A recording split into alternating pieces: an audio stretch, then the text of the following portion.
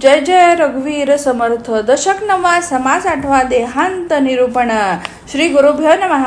ज्ञानी पुरुष ज्ञान प्राप्त करून घेऊन मुक्त होतात.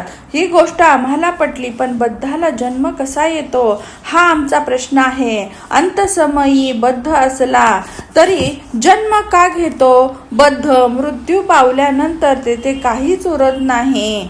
त्याची जाणीव तो मरण्यापूर्वीच नाहीशी झालेली असते.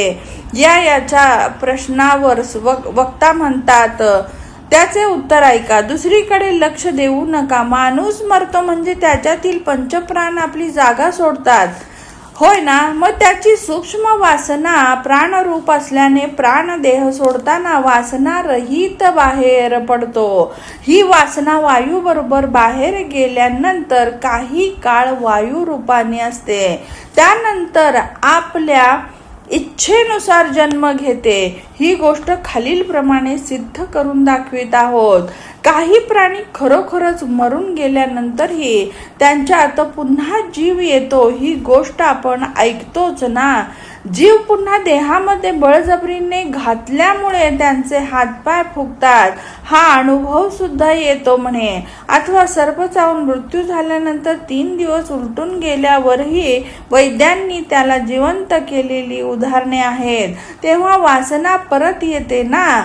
त्याचप्रमाणे सिद्धी पुरुष प्रेत उठवितात तेव्हा ते यमलोकातून जीव परत आणतात ना. त्याचप्रमाणे कितीतरी जीवांना शाप दिल्यावर ते शाप देहात येऊन उशापाच्या वेळी पुन्हा ते पूर्वीचा देह प्राप्त करून घेतात.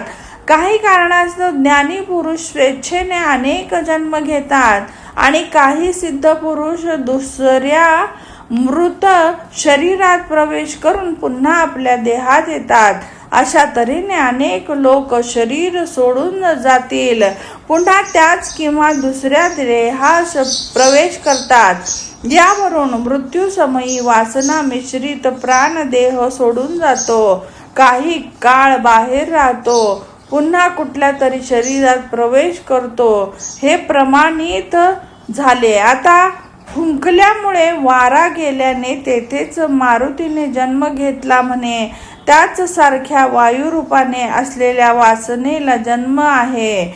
मनाची विविध कल्पनेत सूक्ष्म आणि दृढ कल्पना असलेली वासना जन्म घेते. ती वासना दिसत नसली तरी ती आहे, ही गोष्ट मात्र खरी आहे. बरे, आता वासना म्हणजे काय याचे परीक्षण केले तर ती इच्छारूप जाणीव आहे असे दिसून येते. आणि जाणीव तर प्रप्रथम मूळ सूत्र आहे.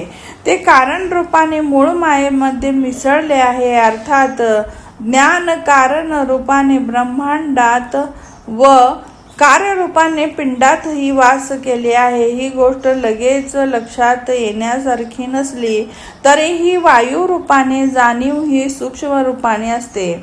सर्व देवदेवता भूते ही वायू रूपच आहेत. याशिवाय वायूत अनेक विकार असले तरी वायू दिसत नाही. त्याप्रमाणे वासनेची जाणीव अत्यंत सूक्ष्म विचार आहे.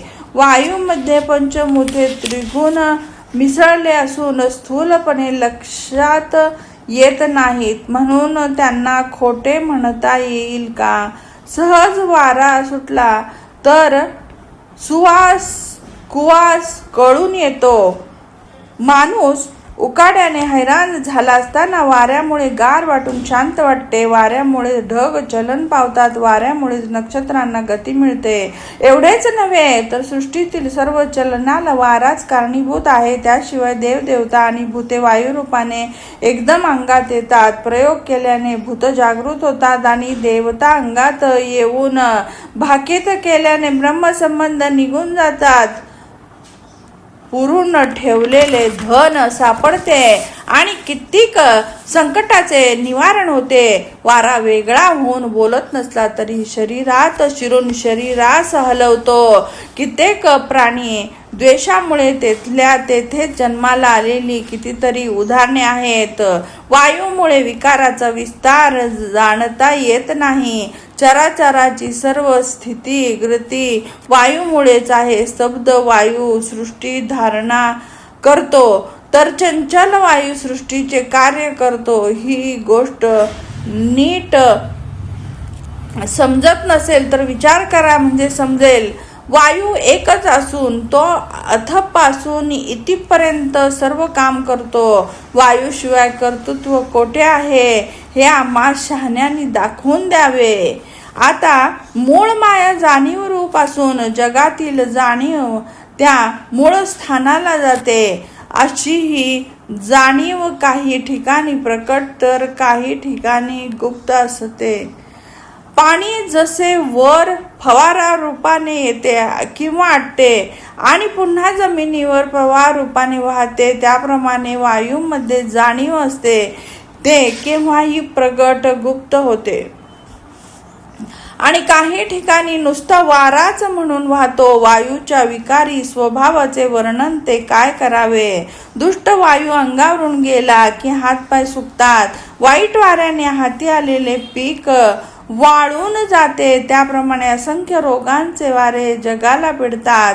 आकाशात वीज कडकडाट असा भयंकर आवाज करते ते वाऱ्यामुळेच. त्याशिवाय वायूमुळेच वेगवेगळ्या रागांचे स्वरज्ञान होते. रागामुळे दिवे लागणे, मेघ दाटून पाऊस येणे इत्यादी चमत्कारही घडतात. उप म्हणून वारा फुंकला तर एखादा बेशुद्ध होतो. जखम सुकते. वाऱ्यामुळेच मंत्रांना गती प्राप्त होते. मंत्रांमुळे देवता प्रगट होतात. मंत्रांमुळे भूते नाश पावतात. मंत्रशक्तीनेच डोळ्यांना फसवणारी मोहिनी जादू करतात. राक्षसांचे स्तंभन, मोहन इत्यादी आश्चर्यकारक मायेची रचना देवांनाही कळत नाही.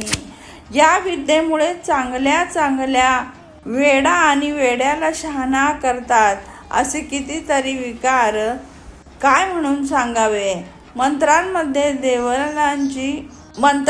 देवतांची युद्ध शक्ती असते. मंत्रांमध्ये ऋषींची प्रेरणा असते. अशा मंत्रशक्तीचा महिमा कोण जाणू शकतात. मंत्रांच्या साह्याने पक्षी पकडतात. मंत्राने हिंस्र पशु बद्ध करतात. मंत्रानेच मोठमोठे सर्प थांबवितात आणि संपत्ती वश करून घेतात. वाऱ्यामध्ये वर वर्णन केलेल्या अनेक शक्ती असतात. त्याचप्रमाणे वासना ही त्याबरोबरच असते ही गोष्ट जाणा. येथे प्रश्नाचे विवेचन होऊन बद्ध कसा जन्म घेतो ते प्रतीतीला आले आणि श्रोत्यांच्या मागील प्रश्नांचे निरसन झाले. इथे श्री दासबोधे गुरुशिष्य संवादे नवम दशके देहांत निरसनम नाम अष्टमः समासः समाप्तः. जय जय रघुवीर समर्थ.